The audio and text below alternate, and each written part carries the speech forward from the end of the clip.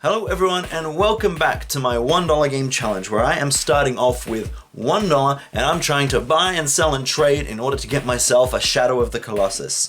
And now I'm sorry about the awful lighting being particularly awful today, but today I'm going to show you guys a little bit of how I find my deals online, and in order to make that a lot easier for me to edit, I'm just going to point the camera at the screen. I'm sorry, I know it's terribly amateur, but I've been editing this for a while and I just want to get it as simple as possible, so let's keep going. So as you see now, I'm on the CEX website, as I mentioned last time, and I did want to kind of show this in the last episode, but it was running a little bit long, so I decided to cut it. Anyway, yeah, we're on the CEX website here, and this is where I bought that copy of Robotech Battlecry, which was already sold. So I'm just going to show you a bit about how I usually look for stuff using this website. One problem with CEX is that it hasn't got a particularly powerful search function. So if I say I'm looking for PS2 games, PS2 games, oh no, you just got to type in PS2, because if you type in PS2 games, now, you see, I type in PS2 games, right there, top result is memory card, and second result, controller. So you can see it's a bit, it's not particularly good at filtering that system. So I go down, I get rid of that, and on the category bar at the side here, I'm hoping you can kind of see what I'm doing. I'm not actually entirely certain you can, so I'm going to try and zoom in a little bit more. Yeah, there we go. So you can. Down here there's a by category thing, so now that I've got PS2 in here, I can sort between PS2 accessories, consoles, games. So all games, so you've got 2,456 of them listed. And you see here most popular.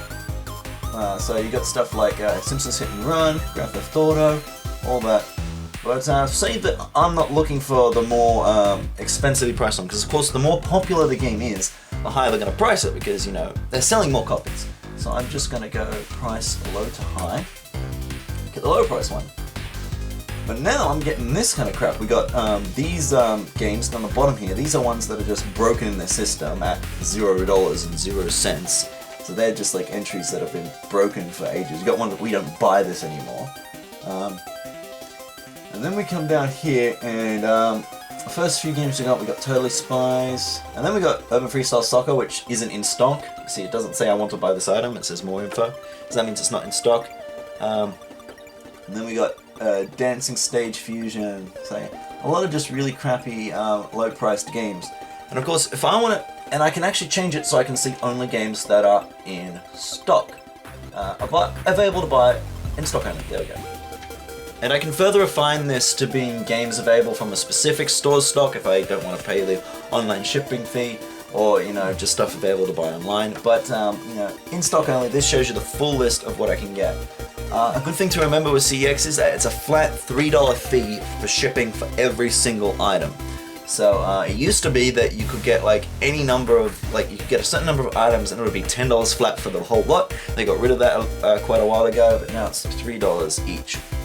So buying some of these cheaper games online is not particularly cost effective. But yeah, as I said here, I can't further refine this, and I've got to go through how many does it say is currently online. So if I just go for the PS2 games they have in stock, they have 1,196 results. And this is going to take me a lot of time to scroll through and make sure that, okay, do I want this? No, I don't want that, don't want that, don't want that, don't want that. This is all sports games I've seen before. And even if I go further down the list, I'm gonna get confused, I'm gonna miss good stuff. So I've actually got myself a bit of a strategy. I'll see if I can find a good example here. Scroll down a little bit. Okay, so I've scrolled down a bit and I've found this game here, Legion of the Legend of Excalibur, which incidentally is actually available at the moment, but I'm not buying it right now. And you see it's got this red heart next to it. Now, what clicking this red heart is, I know you can probably barely see it on the screen. I really should be screen recording this, but I know, I'm just making it easy for myself. What this heart means is that it's in your watch list. So you can hit heart on here. Say I wanted, for some reason, Clever Kids Pony World. And to the sort of screen here, there's a little heart here. For some reason, I've decided I want to keep my tabs on Clever Kids Pony World to see if it ever comes in stock. So I hit that, and it's in my saved items list. So now I can go to my saved items list and hit view all, and there's Clever Kids Pony World at the top, and it's coloured in because that means it's available. Some of these games you can see they're out of stock. Silent Hill 2 I'm watching. There's no copies of Silent Hill 2 for sale at CEX at the moment. Pink Pong, same problem with that. There is one of Space Gems because it's coloured in, it says I want to buy this. But Mega Man X8, it says, more info and, it's grayed out here. So what you could do with this is you could then scroll down these lists of games you want. Now the problem is here, I can't actually search within my saved games list. If I do a search for anything within the page of my watch list, it'll just do a normal search for the entire CEX website. So what I've actually done here is I've added every single possible game of value, compared to game that I could profit off if I bought it from CEX at their sometimes low prices and flip it, or any game that's any interest of me to collect, and I've added all of them on this list. And while I mention prices, that's actually a good thing to keep in mind. CEX can be very low on some of the low stuff and very mediocre on some of the very middle ground, some of the low stuff. The prices are constantly being adjusted, and I'm not quite sure what they use to adjust their prices, but you can get some pretty good deals. Like Space Gems here is for $5, that's relatively cheap. What's another good one? Mega Man X7, only $12, that's something. The official Slimline vertical stand, the metal one, top one, they can do that for $2 because it's not particularly popular, not many people are buying it. So there are some really good deals to be found here. Just find another good one. I believe Space Invaders Invasion Day, they sell for only $2. Not the best game in the world, but it's worth a bit more than that. Robotech Battle Cry, remember? $2 from last time. That's a $15 game. We've proven it's a $15 game. They sell it for $2. So there's a lot of good deals to be found. So yeah, I've added every single possible one on here. But then again, how do I search through it? Well, what I could do is I could just scroll, and anytime I see something colored, I could stop. Ooh, Monsters Inc., $2.50, that's in stock. Fishing rod, and I could do that. That would take a long time. I've got 1,000 or so, I've got 397 different things that I've saved and I'm looking at. That's games and DVDs. So what I do is, I hit the middle bottom of my mouse, and I scroll it down. And it'll auto-load, and it'll get to the bottom, and I need to then load it manually. So now I'm scrolling, hit the button, middle mouse, down, button, middle mouse, down, show more, middle mouse, down. And I keep going, because you got to do this, because if you don't do this, then it doesn't load all the results, so you can't do what I'm about to do. And here's the thing. If I go here and find, here's an in-stock item, there's Legend of Excalibur, $3. I might end up getting that. It's only $6, but it didn't have very good reviews, so I'm not sure about that. As I said, I just went through their PS2 pages and I clicked onto my watch list of everything that looked interesting. And what I do is, now you see here how we've got Legend of Excalibur, and it says, I want to buy this item on the button, that'll add it to basket. Whereas, say, Torrente the Protector 3 here, which is not in stock, says more info. Well, we can use this to our advantage, because now I'm going to hit Control F. You see I got the text box one, and I'm going to go to buy. And suddenly there are 15 results. So minus the I want to buy items list up here, that means there are 14 games here that are currently available. And I generally keep tabs on how many are available from day to day, because I do this every day at around about 5 o'clock, shop's closing time when they've done all their stock. Actually, a bit before that, so I can beat the people getting off work who are trying to buy stuff, because I've lost stuff by 30 seconds that way if I do it too late. But so it says 2 of 15 here, and then I just go down list. I keep printing next. So I've got Arcade Live Unplugged, Space Chimps, Mind Your Language Series 1, that's a DVD, Rockers Run Live Series 2 and 3, Cosmic Family on the Wii, Chaotic Shadow Wars, PS3, PS2 Fishing Rod, Disney Monsters Inc., Enclave. Now these so far have all been stuff that's actually been on the site for a couple of weeks, but for one reason or another I didn't buy it. I didn't buy the value to PS2 Fishing Rod because what I'm using this for is if I open that in a new tab, don't click the link directly, always open a new tab or it'll deload your list. If I go in here, I'm actually looking for it to come to a store near me because I don't want to pay the fishing cost and I want to check it in store to see if it's something interesting. So yeah. Disney Pixar's Monsters Inc. I'm not buying because it's available at a store near me, but a bit out of the way, so I'm just waiting for a chance to go over there myself rather than pay the $3 shipping. Enclave is a game that used to be a lot cheaper on the thing, but they took it up, so I'm waiting to see if it goes back down, because they do, every couple of months, they restructure all their pricings, and sometimes stuff can go down, sometimes quite dramatically. So even stuff that's too expensive for me to buy, I've still got on this list in case the price comes down in the future. That's clever to have. And I've accidentally just gone and backed myself, so I'm going to need to start all over again, I think. Yeah, but you get the idea. So I do this, and I call this the Troll. It's the CEX Troll. So I basically, putting the stuff in here is me casting my net into the water, and then scrolling down, that's my Troll. I'm raking in those games. And it has worked very well. I've found a lot of pretty dang valuable games for really cheap, like $2 to $5 plus the $3 shipping. And you've seen a lot of those come in if you watch my pickup series. And I think it's a very effective way. And anybody in Australia or England, where CEX also operates, should be using this tactic if they want to collect retro games. If you have literally 3 minutes to spare every night, or you've got like a bit of a long train ride. On a train, if you're using a phone, it doesn't have the same functions. You've got to manually scroll and, look at each listing as it goes to see if it's online. It takes a bit longer. But yeah, if you're in England or Australia, you should definitely be using CEX to look for games. And I kind of regret saying that now, because that means, well, I may be tooting my trumpet, but that means that more people in Australia, they're gonna be doing it. I'm gonna lose games. So, but then again, that's how I do it. That's one of my secrets. So, yeah, that's CEX. And I've turned the camera to the side now because I'm not going to be showing the screen anymore, but I just wanted to do a quick buyer beware on CEX. Now, CEX do not check for condition when they buy in games. As you saw before in the last episode, they bought in that completely sun-bleached copy of Age of Empires that I traded them for the full price, $6, and they sell it for the full price, $6 on the computer. So when you buy anything online from CEX without eyeballing it yourself, it's a toss-up whether it'll come with a manual or not. It's a toss-up if it'll be an X-rental. Sometimes it's a toss-up if it'll even have its original case at all. It could just be disc only with a printed case. So you've got to be prepared for that risk. That said, if you live near any CEX shop, and it arrives and it just wasn't in the condition you wanted, it's an X-rental, you don't collect X-rental, like me, the disc was scratched up, it wasn't working.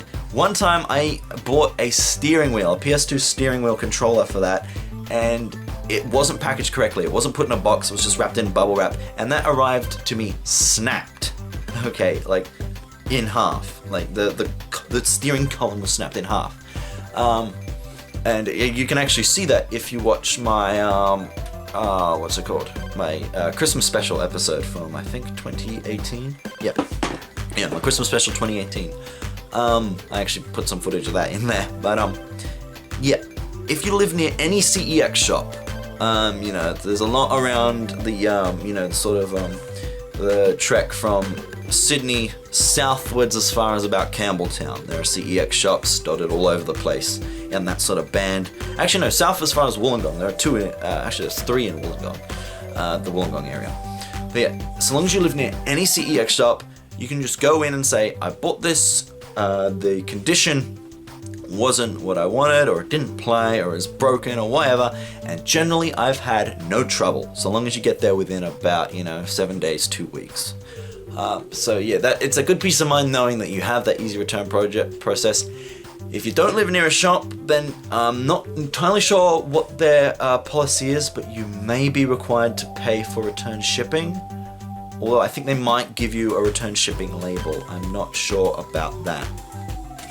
Yeah.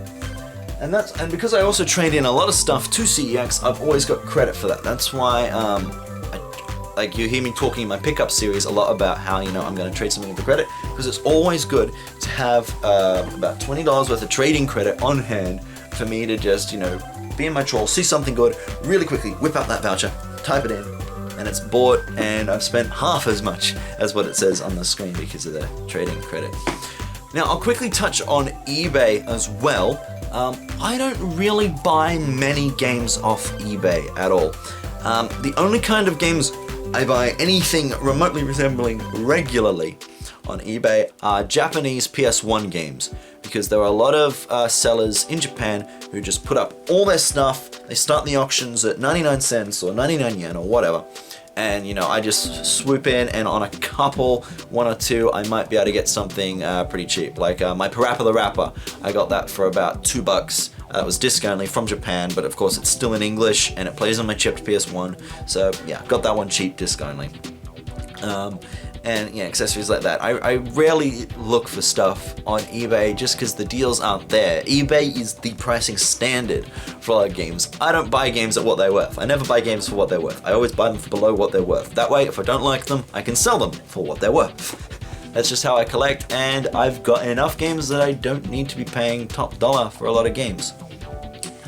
So, anyway, I've bored you all enough with all that, so why don't we hit the streets and see if we can find some more games.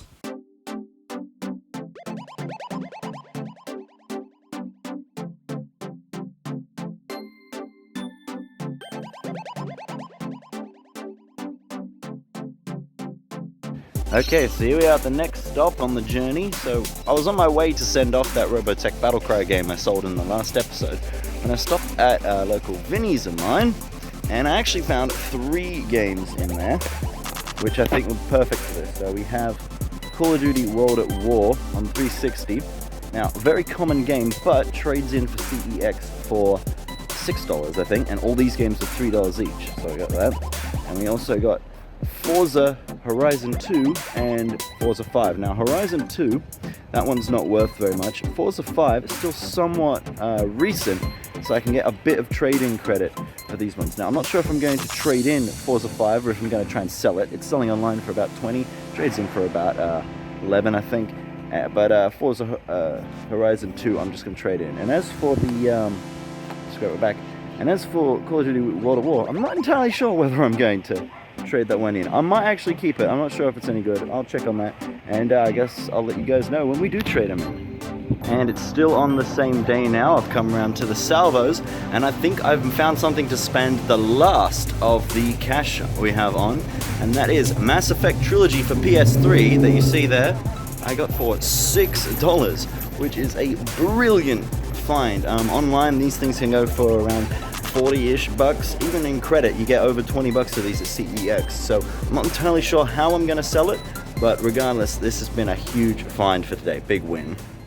Okay, so here's where things get complicated. First of all, I did decide to keep that copy of Call of Duty. My friend said it was a pretty good game, and I've decided to put it in my collection. So that game no longer counts towards any of this. Second of all, that Mass Effect game was actually worth a lot more than I anticipated. I went ahead and listed it on eBay, and within like an hour I had a bid for like $30 on it. So that's way more than I was expecting. And I've decided that that game was really too good a find to be in the spirit of this challenge. I mean, yeah, from time to time I do find massive finds like this, but at the end of the day, this single game on its own would have actually been enough to pay for Shadow of the Colossus once I sold it. So I've decided not to count that game at all. Instead, I actually found on the same day a copy of Eminem's Kart Racer for DS, and that cost $4.25, and I've decided to substitute this game for Mass Effect Trilogy. The reason being that for some reason CEX trades this in for a crazy amount of credit. I don't know why, it's not a game that's worth anything, just one of the quirks at CEX. Unfortunately, I didn't get any footage of that game while I still had it, I just traded it all in for credit, but when I traded in that game, plus the Forza games, I ended up with enough money to finally get what I started this quest for. So, let's cross over to CEX now for the grand conclusion. And somewhat poetically, our journey is ending right where it began, at that same CEX shop. And I already have the game here, because as you see they're closing. So I wanted to get it done in time, and I'll just move away because it's loud. Reach in the bag and show you guys. Whoop. And here it is. Shadow of the Colossus for $42 on credit. But at the end of the day, it was less than $1. So because it's just a bit loud here, let's head on home and we'll go over the details.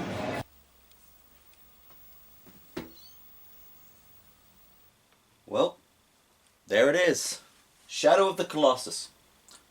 For anyone who hasn't seen this before, this is just a little display I have, and all these are my most valuable games. So basically, to be in this sort of display, you need to be either a special edition or worth more than about $30.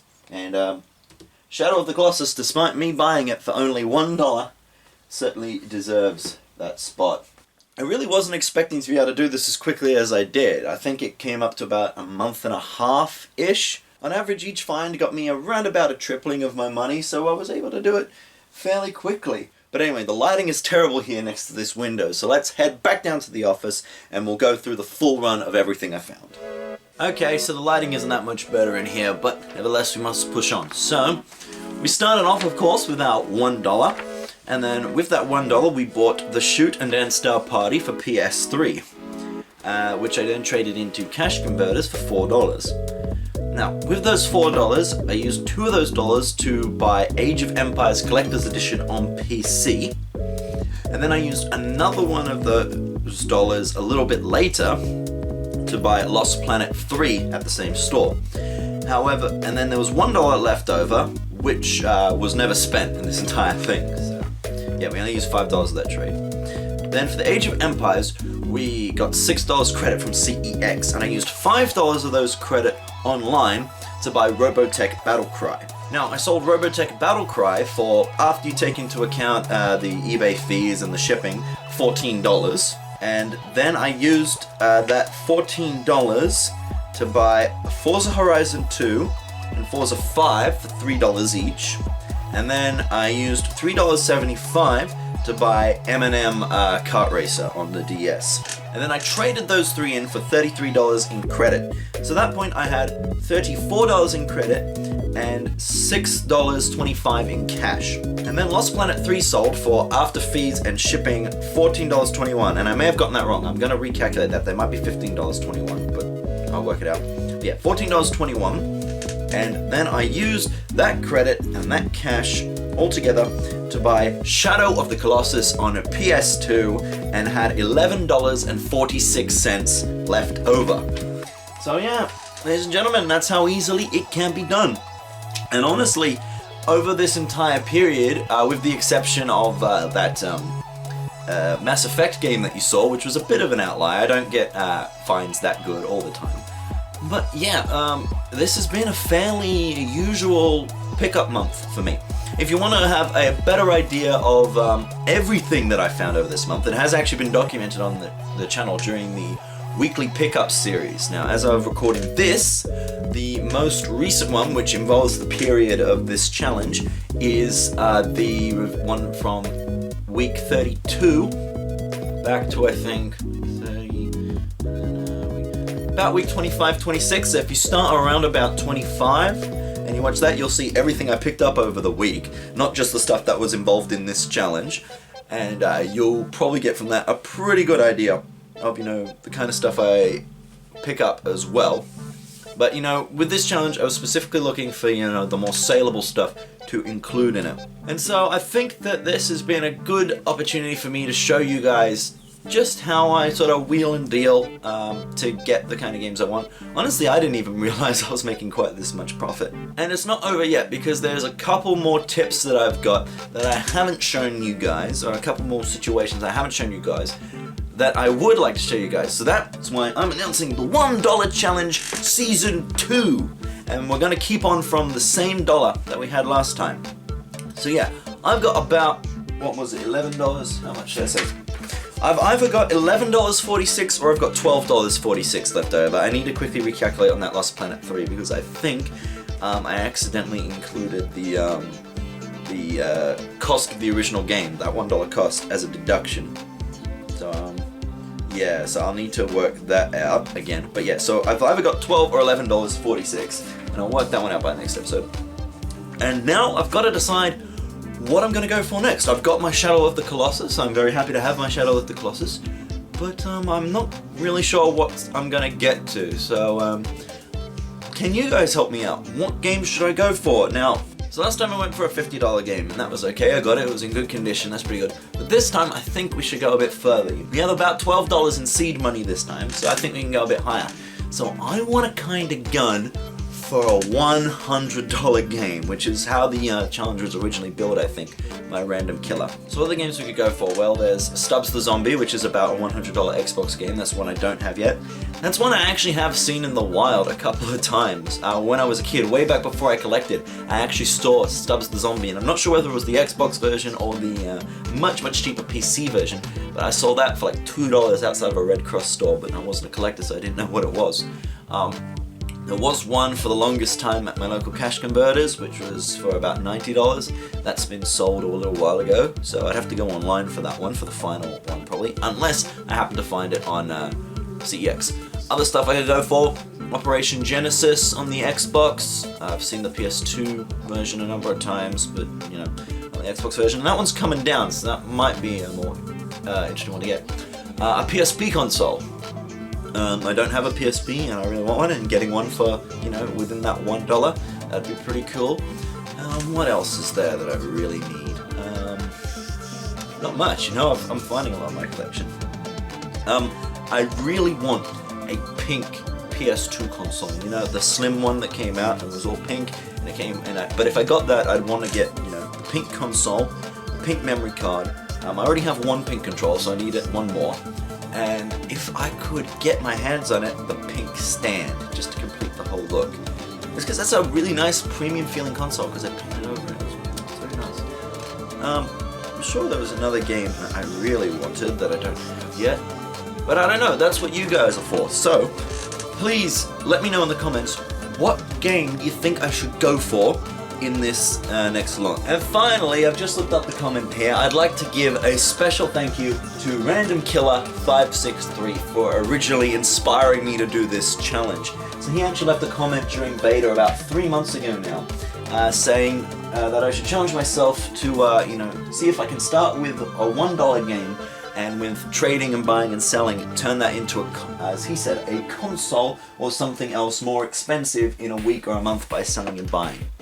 Well, I didn't quite do it the same way as that. I just started with $1, and instead of giving myself a time limit like a week or a month, I decided to, you know, go for a target game and see how long it would take. And I think ultimately that's been the more interesting format, so I'm going to keep going with that. So yes, big thank you to Random Killer, and he's been the top supporter on the Patreon for quite a while now. He's you know, he's pretty much, you know, primordial, you know how I'm freaking, like, you know how a lot of YouTubers give, like, you know, tier names to each of, like, their patrons? Like, he's like primordial god tier, you know, he's like the original OG. I believe Mr. George Sleeth has been a Patreon for ever so slightly longer than Random Killer, but Random Killer has been definitely, he is the biggest investor into this channel, so I feel good that I can finally give something very directly back to him. But yeah, now, Season 2 is coming, so you guys give me your ideas. What game should I go after? And as far as I'm concerned, the challenge is effective immediately. I have the money, and next time I find something sellable, I'm going to start recording, and we'll do Season 2. So I'll see you guys then.